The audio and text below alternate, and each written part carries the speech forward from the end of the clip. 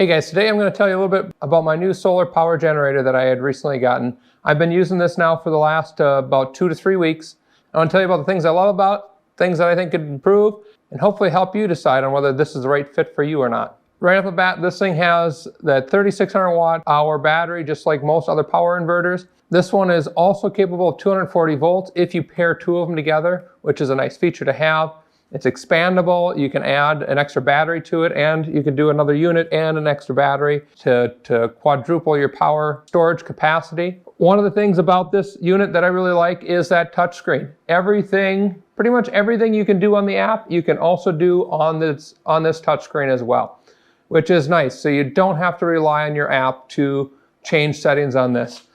You have your, you can turn on AC mode, DC mode, so you turn on your AC outlets or your DC outlets here. You can go into your settings, change your input current, your battery backup capacity, 95 to 85%, and then you can either confirm or cancel any change that you make. Over here it tells you if you got extra batteries hooked up or another power unit hooked up to it, if your Wi-Fi is connected, Bluetooth, and then also if your battery's charging down here. On top, you obviously got your solar, it tells you got solar coming in, and then it also tells you if you got grid power coming in or not.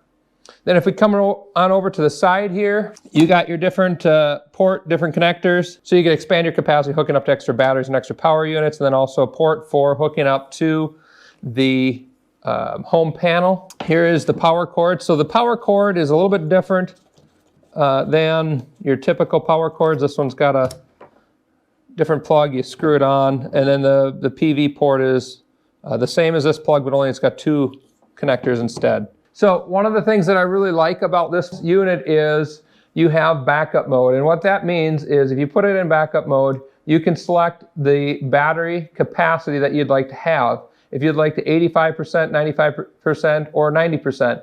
And basically what that means is this unit will, if you have this plugged into the wall and you have the output plugged into your critical loads, if you have grid power, it's going to just pass the current right through this unit, not even go to the batteries, and go straight to the outlet. So it's going to give you a longer battery life. Now, if the power were to go out, then it would automatically switch over. It switches over fast enough that it does not disrupt my internet Wi-Fi signal. It doesn't cause that to reboot.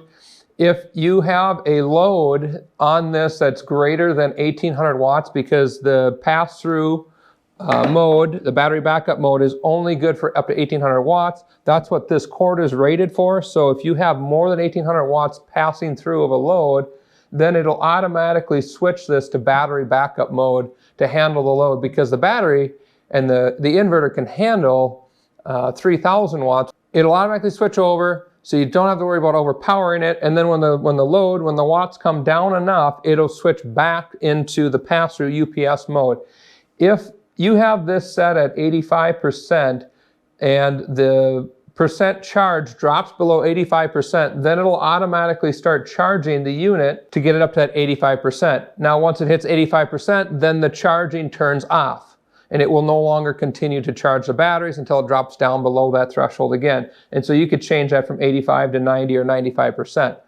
The other thing that I also noticed that, I didn't see it in any manuals or instructions, but if you have it in backup mode and you have this plugged into the grid and you have the solar hooked up to it and you have solar power coming in, it will not charge from the grid, which is a nice thing, because I don't want to be charging this from the grid if I've got solar coming in. So the nice thing about that is it will prioritize the solar charging over the AC charging, so you're getting your free electricity. So what I like to do is I have this thing running all my loads on my house, and then I have another power unit that I plug this into, and I use the pass-through, the UPS mode. So this is drawing from the other power unit and draining that one down. Once I notice that power unit's getting low, I'll just shut the AC feature off on my app on the other power unit, and then this thing will kick in and start supplying the power from the battery on this. And then the next morning, everything will recharge and we start all over again. So it's a great way of extending your runtime of your power units, because I'm able to hook 2 of them together even though they're not the same brand power units. So that's a feature that I have really begun to like as I learn more about it. They say that this unit is also rated for 2000 watts of solar. I have seen upwards of 2,300 watts of power coming in through this unit with the solar array that I have hooked up. So it's quite impressive what this unit can put out. Most power unit companies will claim that their units will be able to take in 2,400 watts of solar power, but you'd have to have the most ideal, perfect conditions in order to ever obtain that rating that they suggest is their max rating or their max input of wattage. Mango says, hey, ours is 2,000, but they're very conservative. You can definitely get it over that 2,000 watt mark. So Mango is not over promising and under delivering. They are under promising and over delivering with this unit when it comes to the solar input. All right, so the next thing we're going to talk about is the app on this device. You'll notice here that there is an icon here for solar, an icon here for house, an icon for grid. This means that you have a solar array hooked up and it's getting power. We just reached 100% charge, so we have no solar coming in, so that is no longer illuminated. If we had solar power coming in, it would be illuminated yellow. And same with the house. If we had power going out, that would illuminate yellow, and then grid would illuminate yellow as well.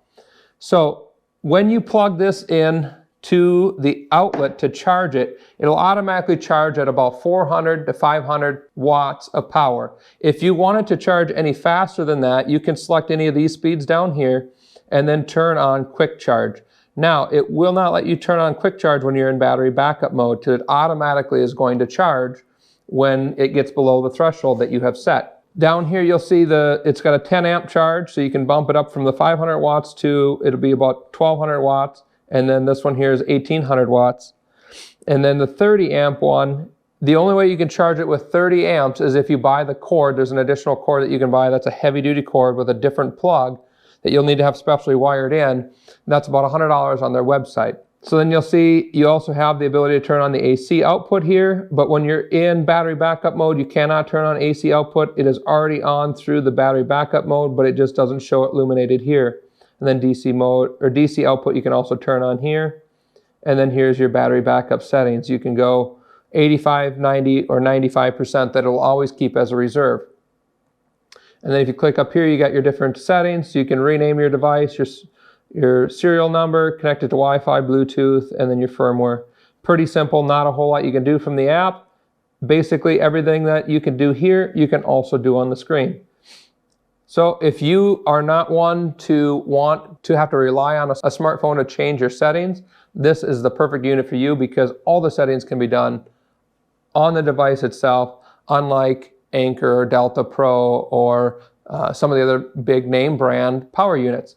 All right, so now let's talk about some of the things I like and some of the things I don't like about this unit. One of the nights I was running this and we ended up not quite having enough juice to get us through the night, and it ran it all the way down to 0. It shut off the AC power, which is expected, but eventually it did end up shutting off the power unit. That's not a big deal in and of itself, but when the sun came back up and the solar panels started collecting some power, it did not automatically wake this back up so it could start charging. So I had to come down here and physically turn it back on so that I wasn't wasting the solar that the electricity that the solar panels were collecting. One thing that I wish they did, and it could be something easy that they could change with a firmware update, is that when there is solar power coming back into the unit, it would automatically wake it up and tell it to start charging rather than me having to come down here and turn it on.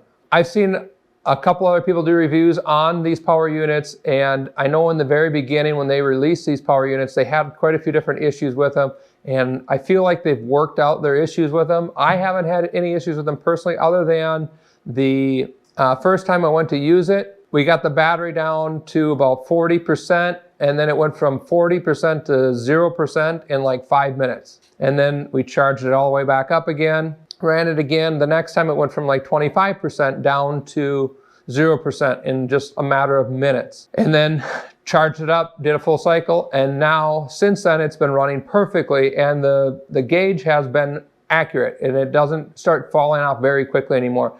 Now, the reason why it did this is because in any power unit, they're going to have what's called a BMS. The BMS needs to learn the system and learn the parameters. So when you run it down, run it up, run it down, run it up, it'll start to learn the parameters of the unit to know what is 100% and what is 5%, because it's not as simple as 12.0 11.9 volts is 100% and 11.6 volts is 0%. So you just need to run it all the way down, charge it all the way back up, run it all the way down, charge it all the way back up. Do that a couple of times and give the BMS an opportunity to learn the battery system.